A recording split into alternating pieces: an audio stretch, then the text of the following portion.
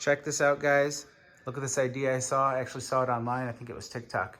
So it gives it a new modern look like that. And all you're doing is covering up and sliding the shelves that you're gonna build or whatever you're building onto the rack. All they do is sit there. I got Luan over here. I think it's 1/4 inch. You can get a 4x8 sheet for like 20 bucks. And then over here, I think it was about 2.5 inches with a piece of pine. You guys can see how I did that.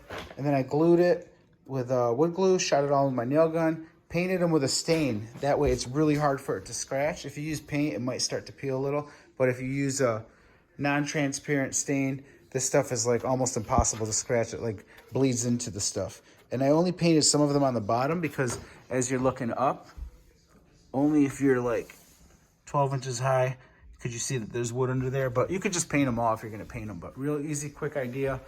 If you guys like it, give me a thumbs up. Thanks for watching.